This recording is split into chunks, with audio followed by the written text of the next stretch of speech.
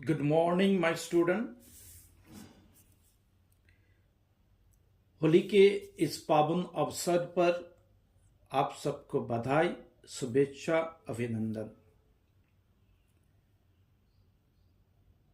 आज हम एक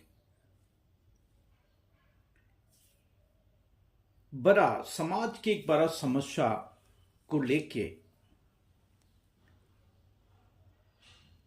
आया हूं। मेरे को लगा इस समस्या का प्रति जागरूकता लाने के लिए हमें इस समस्या का विभिन्न पहलू के बारे में हम आप सबसे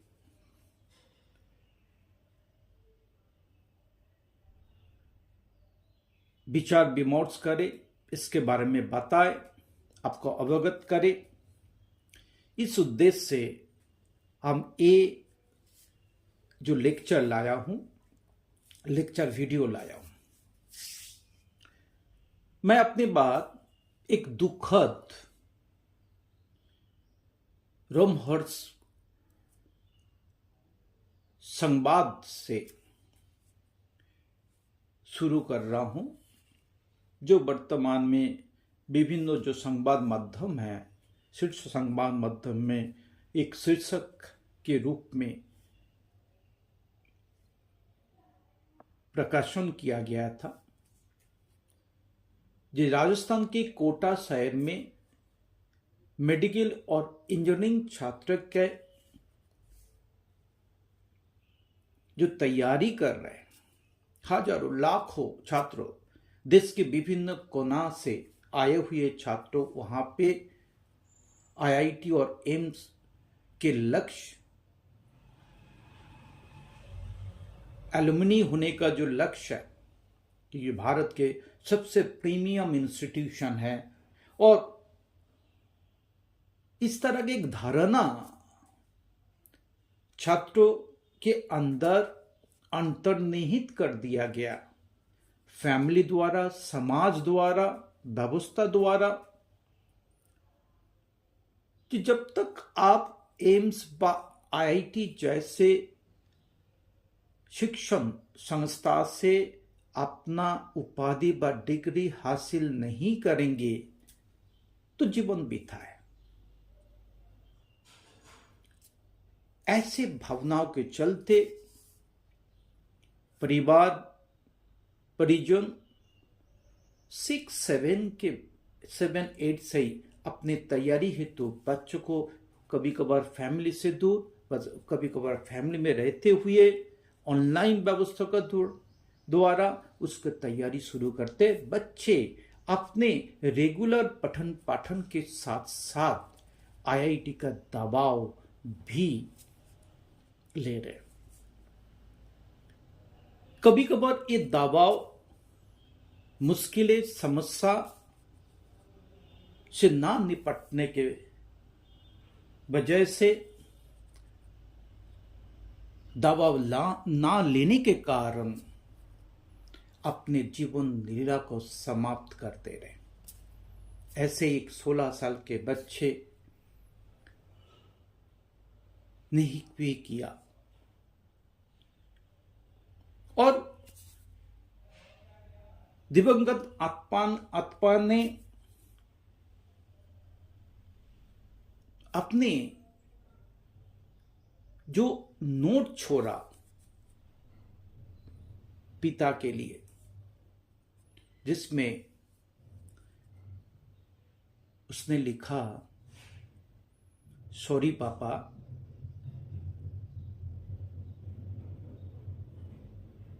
आईआईटी नहीं हो पाएगा। शब्द सोचिए, जो शायद फैमिली के दबाव व उस बच्चे का अपना स्वयं का इच्छा था कि एक दिन मैं भारत के प्रीमियम इंस्टीट्यूशन से इंजीनियरिंग के डिग्री प्राप्त करेंगे। और इस उद्देश्य सपनों को लेके वो राजस्थान के कोटा में तैयारी कर रहे थे। जब उनको लगा इतनी पढ़ाई का बोझ व दबाव नहीं हो पा रहे, वो अपने जीवन लीला को समाप्त कर दिया।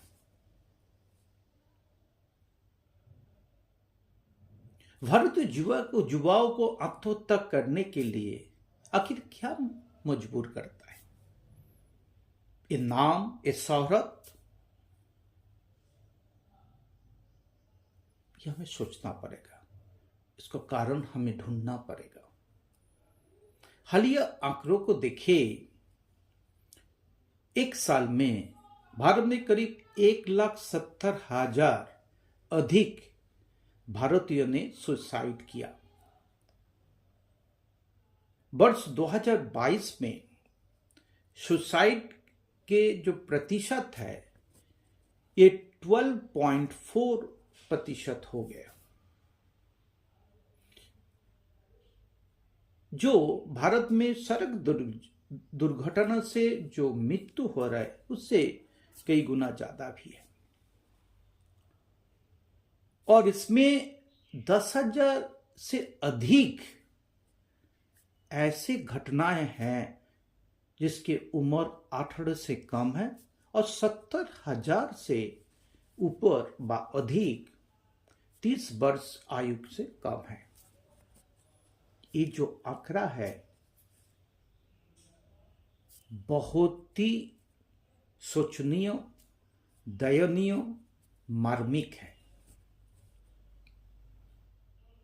आज भारत विश्व में सबसे बड़ा युवा राष्ट्र के रूप में स्थापित है। हम अपनी युवा शक्ति को संपन्न बनाने हेतु विभिन्न प्रकार का शिक्षा व्यवस्था विकसित किया है और इस शिक्षण संस्थान व व्यवस्था में प्रवेश हेतु कभी कभार देखा गया है जो टायर 1 इंस्टीट्यूशन है, शिक्षण संस्थान है, उसमें 99% मार्क्स बोर्ड में प्राप्त करने का उपरांत भी एडमिशन नहीं होता है पर मुश्किल होता है।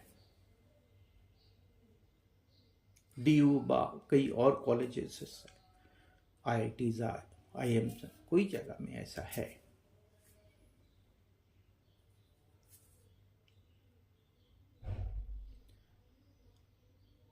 हाल ही में एक विज्ञापन देखा, किसी संस्था ने निकाला है कि क्लास 6 के बाद सिविल के तैयारी करने हेतु एक विज्ञापन था।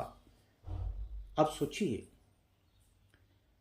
जिस उम्र में बच्चे अपना सपना देखते हैं, उस उम्र में जब हम सिविल के तैयारी के लिए ऐसे दबाव डालेंगे तो छात्र के जो स्वाभाविक विकास है, स्वाभाविक आचरण, बचपना है, कहाँ रहेंगे? जब हम बचपना, स्वाभाविक व्यक्तित्व का विकास को हम नष्ट कर देंगे तो बच्चे जरूर दबाव महसूस करेंगे। वो एक सिर्फ प्रोफेशनल एटीट्यूड लेके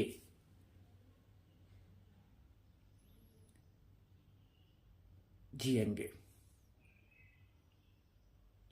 हमने ये भी देखा, जब हम किसी रिश्ते नाते का घर जाते बा वो लोग कोई आता है हमारा घर में बा उसका घर में कोई बोर्ड विद्यार्थी है तो बार बार जो भी आता है बार बार एक ही बात उसको स्मरण कराता है, अगले साल बोर्ड है, इस साल बोर्ड है।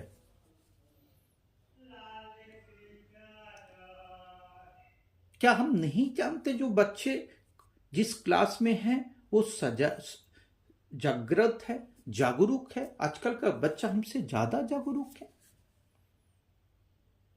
बार बार हमें उसको याद दिलाने का जरूरत है, उसका कमजोरी को याद दिलाने का जरूरत है, उसके अंदर डर का माहौल पैदा करने का जरूरत है, उसके शरीर में, उसके मन में एक दबाव बनाने का जरूरत है, जिससे उसका स्वाभाविक जो यात्रा है, स्वाभाविक जो तैयारी है, मनोभावना है, बार बार ठेस पहुंचे कि उन्होंने कोई गुनाह कर दिया बोर्ड में आने से।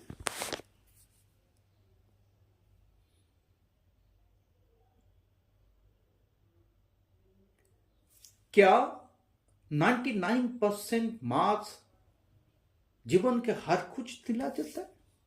जीवन के हर सुख, समृद्धि, आनंद प्राप्ति के एकमात्र मार्ग है? क्या 3 घंटे का परीक्षा 30 मिनट, कभी कभार 3 मिनट में उसके इवैल्यूएशन एक छात्र के जीवन को दशा और दिशा तय कर सकता है?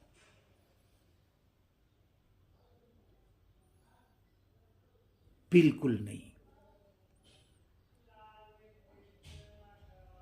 तो हमें इसके ऊपर सोचना पड़ेगा। हमें पूरा शिक्षण व्यवस्था के में आमूलतोल परिवर्तन लाना पड़ेगा। जो हम नई शिक्षा व्यवस्था में देखने को मिल रहा है,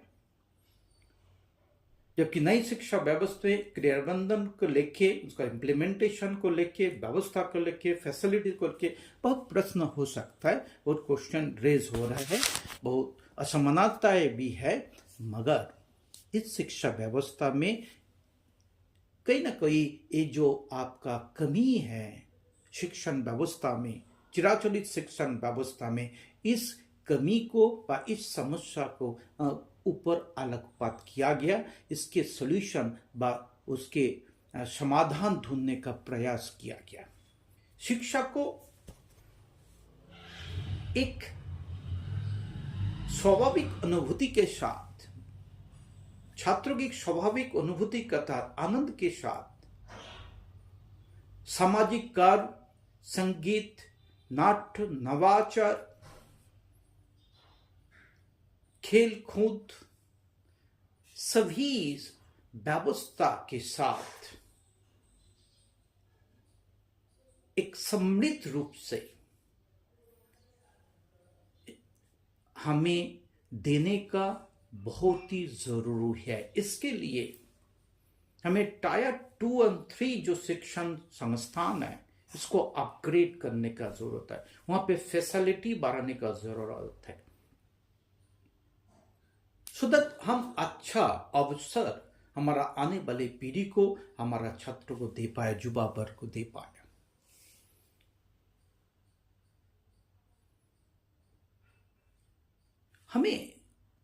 हम समाज, शिक्षण संस्थान, सरकार, परिवार, परिजन, नाते रिश्तेदार और विशेष स्तर पर शिक्षक को एक विशेष भूमिका को अदा करना पड़ेगा। जब हम एक एक वर्ग अपने जिम्मेदारी को सुनियोजित तरीके से, निष्ठा का साथ, कर्तव्य परायण के साथ अदा करेंगे, निभाएंगे, हमें आशा है, उम्मीद भी है, हम इस विशाल एक समस्या है समाज के सामने, जो एक विकट समस्या आ रहे, जो हमारा छात्रों का शिक्षा एक बोझ के रूप में देखा जा रहा है। छात्रों के लिए बोझ बनी शिक्षा और उसके दबाव के वजह से जो आत्महत्या व सुसाइड की बढ़ती प्रवृत्ति को हमें रोकना होगा, खत्म करना पड़ेगा। हमें ऐसे ऑल्टरनेटिव शिक्षण व्यवस्था को निर्माण करना पड़ेगा। शिक्षण संस्था को बहुत ही संवेदनशीलता का साथ, निष्ठा का साथ हमें शिक्षा को गुणवत्ता को एक एक शिक्षण संस्था, चाहे वो नर्सरी से लेके उच्च शिक्षा संस्था, कॉलेज, महाविद्यालय व विश्वविद्यालय क्यों ना हो, सब तरह के, चाहे प्राइवेट हो पब्लिक हो, सभी शिक्षण संस्था को एक साथ आकर एक पेज पर आना पड़ेगा। तभी इस जो समस्या है, विकट समस्या जो हमारा सामने आज उद्भव हुआ है, इस समस्या का समाधान हम कर पाएंगे। हमें ढूंढना पड़ेगा, काम करना पड़ेगा।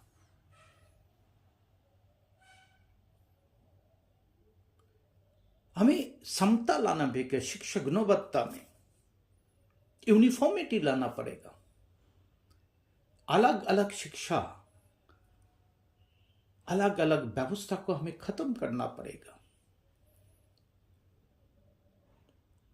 और हमें हर एक छात्र को एक अनुभूति देने का जरूरत है। अब एक अच्छा मानव बनेंगे, सुशिक्षित, व्यावहारिक, एक मर्यादा का साथ अपने जीवन निर्वाह करने के लिए जो शिक्षा का जरूरत है, वो गुणवत्तामूलक शिक्षा, व्यावहारिक शिक्षा, मूल्यबोध की शिक्षा आपको प्राप्त करना पड़ेगा। आप सिर्फ पैसा कमाने का मशीन के रूप में जो शिक्षा व्यवस्था चल रहा है, उसके आप हिस्सेदार ना बनिए। शिक्षा जीवन के नया आउटलुक लाने का एक माध्यम है। जीवन के सुंदर रूप से आनंदमय पल्लवित रूप से जीने का एक माध्यम है। प्रतिस्पर्धा का कोई माध्यम नहीं है शिक्षा।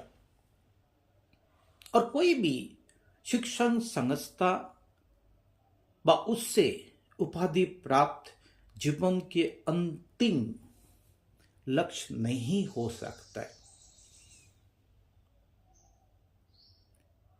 ये हमें समझना पड़ेगा।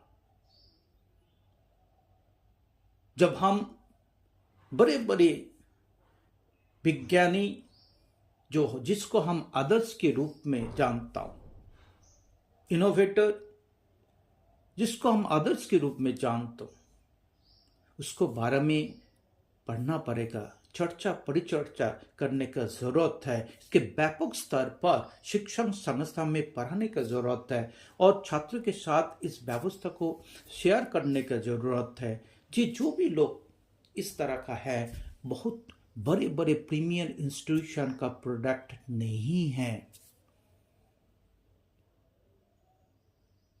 एक साधारण स्कूल, कॉलेज और विश्वविद्यालय से पढ़े हुए महान हस्ती है। इसलिए हमें सिर्फ कोई 1, 2 इंस्टीट्यूशन, 4 इंस्टीट्यूशन के लिए अपने जीवन को अंत करना, हमें लगता है ये कोई अच्छा निर्णय नहीं है। हम युवा जो साथी हैं, जो मेरा छात्र छात्रा है, सभी को बोलेंगे, आप निष्ठा का साथ, आप परिश्रम के साथ और निर्भीक रूप से अपने जो भी पठन पाठन में प्रवेश लिया है, जो भी शिक्षण संस्था का हिस्सा है, वहाँ ही बहुत ही अच्छा से अपने समझ के साथ, अपने साधन संसाधन के साथ अपने 100% देने का कोशिश करें। आप देखिएगा, जरूर एक सफल व्यक्ति के रूप में आप भविष्य को निर्माण करेंगे, ये हमें आशा है।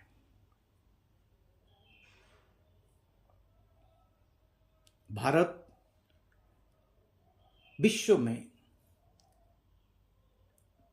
इकोनॉमिक स्तर पर एक शक्तिशाली राष्ट्र के रूप में हमें स्थापित किया है।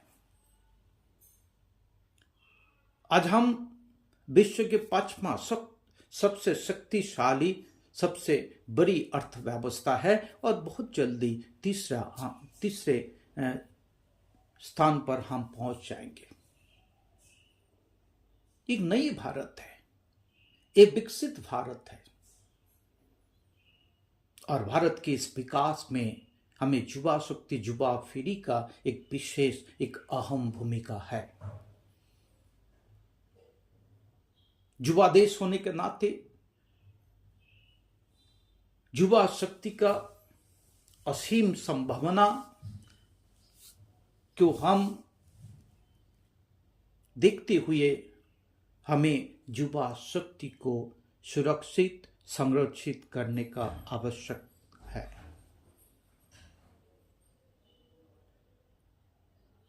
जब तक हम युवा शक्ति को प्रेरित, सुरक्षित, संरक्षित नहीं कर पाएंगे, जो श्रेष्ठ भारत, समृद्ध भारत बनाने का जो सपना है वो कभी साकार नहीं होंगे।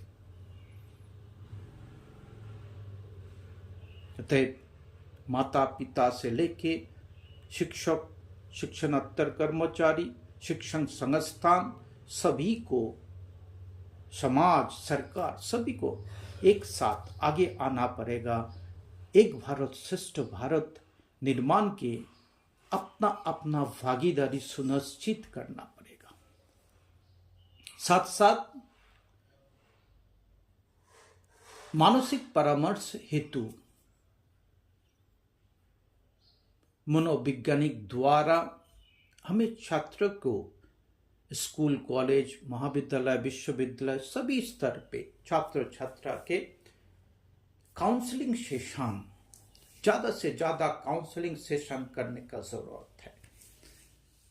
बच्चे में मन में दावे हुए प्रश्न का समाधान हमें ढूंढना पड़ेगा।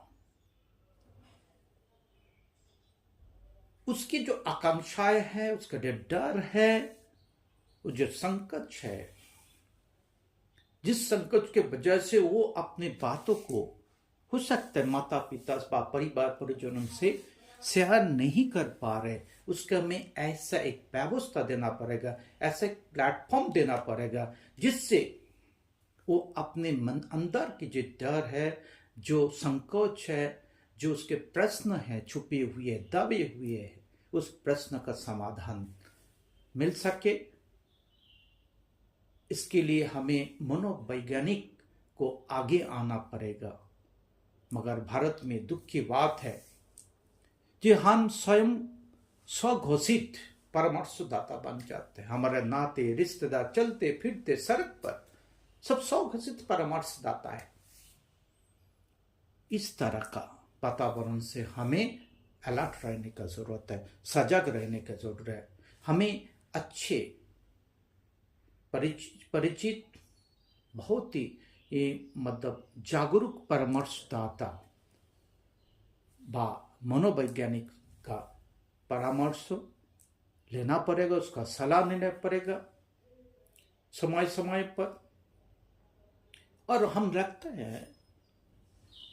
लगता है जब हम इस सब व्यवस्था को संगठित कर लेंगे, एक व्यवस्था को हम देंगे, शिक्षा का बोझ को कम करेंगे, शिक्षा को आनंदित, शिक्षा पूरा व्यवस्था प्रणाली में नवाचार के साथ, नया प्रयोग के साथ, और शिक्षक छात्रों छात्रा के बीच में जो एक माहौल है, इस माहौल को एक आनंदित माहौल, एक मतलब हेल्थी एनवायरनमेंट, एजुकेशन इकोसिस्टम बना के हम इस बड़ी समस्या का समाधान ढूंढ सकते हैं। और हमें आशा है जैसे हम इस बारे में चिंता कर रहा हूं, सरकार, समाज भी इसके अनुरूप, इसके समाधान हेतु, गंभीर समस्या का समाधान हेतु चिंतन कर रहे हैं। और हम अपने युवा शक्ति को सुंदर, सशक्त, सुरक्षित कर पाएंगे। इसी आशा के साथ हम अपनी वाणी को विराम देता हूं।